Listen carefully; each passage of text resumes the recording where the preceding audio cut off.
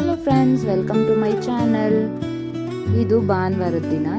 ಭಾನುವಾರದ ದಿನ ನಾನು ಮಧ್ಯಾಹ್ನ ಅಡುಗೆಗೆ ಏನು ಮಾಡ್ಕೊಂಡಿದ್ದೆ ಅಂತ ಹೇಳಿ ಈ ವಿಡಿಯೋದಲ್ಲಿ ತೋರಿಸ್ತಾ ಇದ್ದೀನಿ.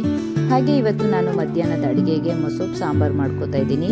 ಅದಕ್ಕೋಸ್ಕರ ಇಲ್ಲಿ ತೊಗರಿಬೇಳೆ ಒಂದು 2 ಕಪ್ಪಷ್ಟು, ಹಾಗೆ 1 ಕಪ್ಪಷ್ಟು ಅಳಸಂದೆ ಬೇಳೆನ ತೊಳೆದು ಇಟ್ಕೊಂಡಿದ್ದೀನಿ. ಹಾಗೆ ಇನ್ನೊಂದು ಕಡೆ ಸೊಪ್ಪು ಕೂಡ ತೊಳೆದು ಇಟ್ಕೊಂಡಿದ್ದೀನಿ. ಈಗ ಬೇಳೆ ತೊಳೆದಿಟ್ಟಿರೋದಕ್ಕೆ 2 ಈರುಳ್ಳಿನ ಹೆಂಗೆ ಬೇಕೋ ನಮಗೆ ಆ ಥರ ಇಷ್ಟ ಬಂದಂಗೆ ದಪ್ಪದಾಗೆ ಇಲ್ಲಿ ಈರುಳ್ಳಿನ ಕಟ್ ಮಾಡಿ ಆ್ಯಡ್ ಮಾಡ್ಕೋತಾ ಇದ್ದೀನಿ. ಹಾಗೆ 2 ಟೊಮ್ಯಾಟೊ ಕೂಡ ಆ್ಯಡ್ ಮಾಡ್ಕೋತಾ ಇದ್ದೀನಿ. ನಮಗೆ ಹುಳಿ ಸ್ವಲ್ಪ ಜಾಸ್ತಿ ಬೇಕು ಅಂತ ಹೇಳಿದ್ರೆ ಇನ್ನೊಂದು ಟೊಮ್ಯಾಟೊ ಕೂಡ ಆ್ಯಡ್ ಮಾಡ್ಕೋಬೋದು. ಹಾಗೆ ಒಂದು 10 ಮೆಣಸಿನ್ಕಾಯಿನ, ಹಸಿ ಮೆಣಸಿನ್ಕಾಯಿನ ಹಾಕೋತಾ ಇದ್ದೀನಿ.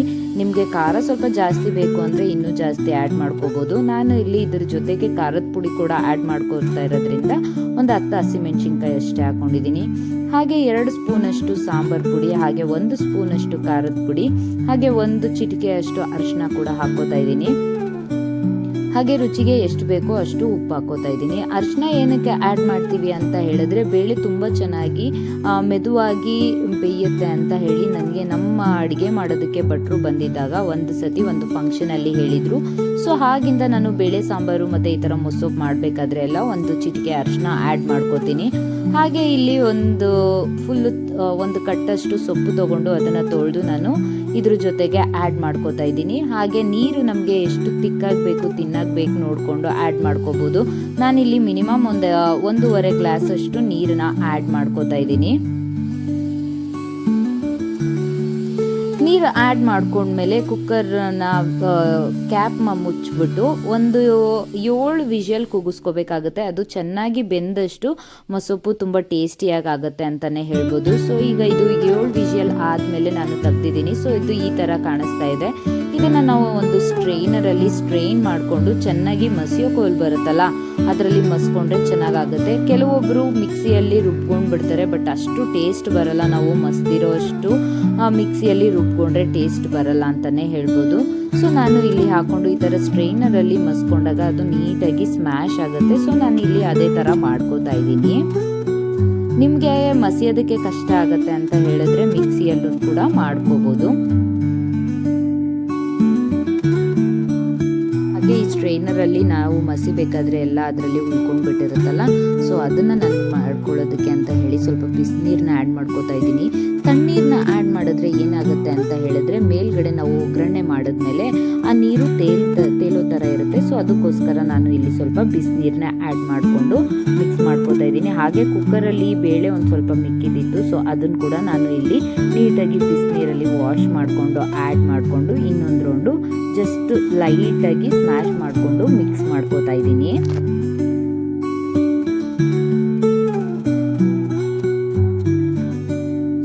ಇದು ಇಷ್ಟೇ. ಇದಾದಮೇಲೆ ಒಂದು ತಪ್ಪಲೆಗೆ ನಾವು ಒಗ್ಗರಣೆ ಮಾಡ್ಕೊಳ್ಳೋಣ. ಇಲ್ಲಿ ತಪ್ಪಲೆಗೆ ನಾನು 2 ಟೇಬಲ್ ಸ್ಪೂನಷ್ಟು ಎಣ್ಣೆ ಹಾಕಿ ಕಾಯೋದಕ್ಕೆ ಇಟ್ಟಿದ್ದೀನಿ.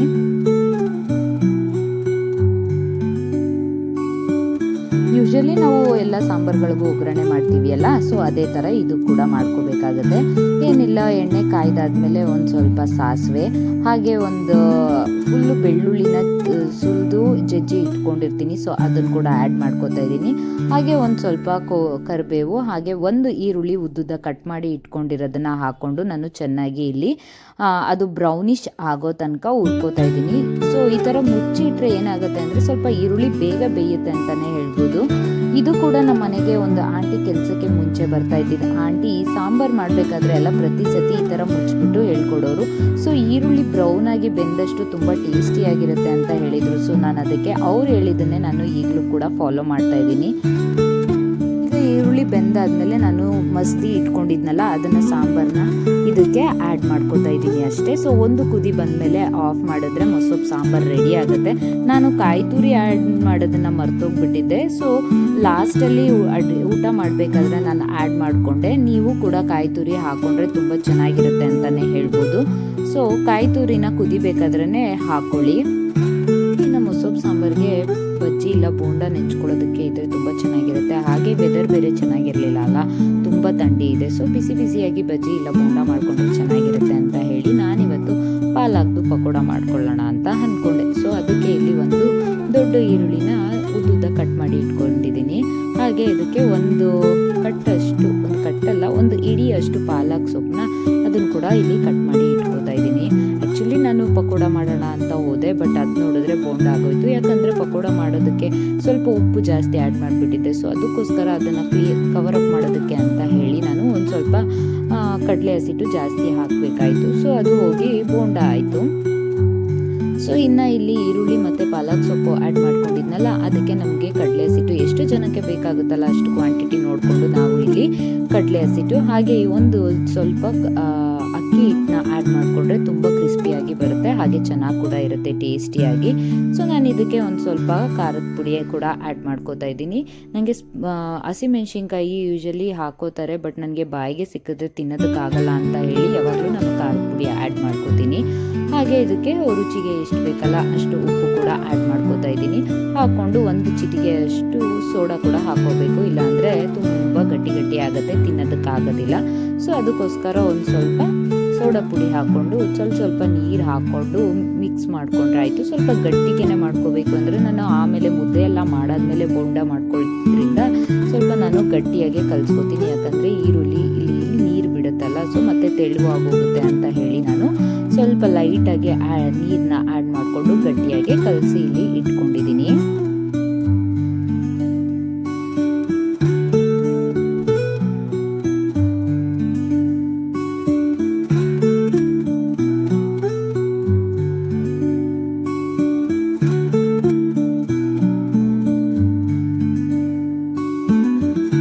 ಹಾಗೆ ಇನ್ನು ಸಾಂಬಾರೆಲ್ಲ ಮಾಡ್ಕೊಂಡಾದ್ಮೇಲೆ ನಾನು ಇಲ್ಲಿ ಒಂದು ಕಡೆ ಎಣ್ಣೆ ಕಾಯೋದಕ್ಕೆ ಇಟ್ಕೊಂಡಿದ್ದೀನಿ, ಹಾಗೆ ಇನ್ನೊಂದು ಕಡೆ ಸಾಂಬಾರು ಕೂಡ ಕುದೀತಾ ಇತ್ತು. ಹಾಗೆ ಮತ್ತೊಂದು ಕಡೆ ಮುದ್ದೆ ಕೂಡ ರೆಡಿ ಮಾಡ್ಕೊಂಡಿದ್ದೆ, ಯಾಕಂದರೆ ಆಲ್ಮೋಸ್ಟ್ ಆಲ್ರೆಡಿ 1 ಗಂಟೆ ಆಗೋಗಿತ್ತು. ಚಿನ್ನಿ ಮನೇಲಿದ್ರೆ 1 ಗಂಟೆ ಅಷ್ಟೊತ್ತಿಗೆಲ್ಲ ತಿನ್ನಿಸ್ತೀನಿ, ಯಾಕಂದರೆ ಸ್ಕೂಲಲ್ಲಿ ಅವನಿಗೆ 12:30 ಎಲ್ಲ ಲಂಚ್ ಬ್ರೇಕ್ ಅಂತ ಬಿಟ್ಬಿಟ್ಟಿರ್ತಾರೆ. ಸೊ ಲೇಟ್ ಆಗೋಯ್ತು ಅಂತ ಹೇಳಿ ಇಲ್ಲಿ ನಾನು ಎಲ್ಲ ಒಟ್ಟೊಟ್ಟಿಗೆ ಮಾಡ್ಕೋತಾ ಇದ್ದೀನಿ. ಹಾಗೆ ಇಲ್ಲಿ ಎಣ್ಣೆ ಕಾಯೋದಕ್ಕೆ ಇಟ್ಕೊಂಡಿದ್ದೆ, ಇನ್ನೊಂದು ಕಡೆ ಮುದ್ದೆ ಕೂಡ ಮಾಡ್ಕೋತಾ ಇದ್ದೀನಿ.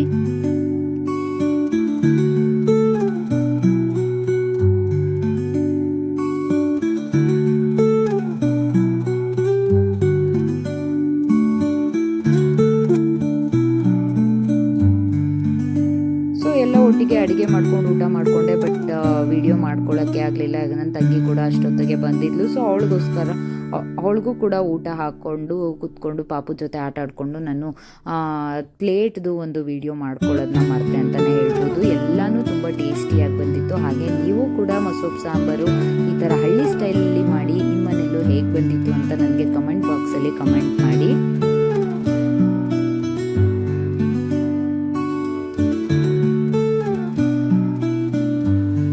ಹೆಣ್ಮಕ್ಳಿಗೆ ಹಂಗೆ ಡುಮ್ಮಿ.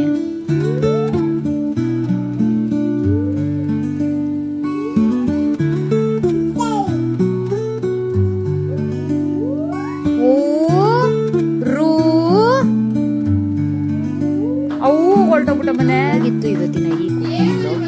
ನಿಮಗೆ ಇಷ್ಟ ಆಗಿದ್ರೆ ಲೈಕ್ ಮಾಡಿ, ಹಾಗೆ ನನ್ನ ಯೂಟ್ಯೂಬ್ ಚಾನಲಲ್ಲಿ ಸಬ್ಸ್ಕ್ರೈಬ್ ಮಾಡಿ, ಶೇರ್ ಮಾಡೋದನ್ನು ಮರಿಬೇಡಿ. Thank you for watching. See you in the next blog.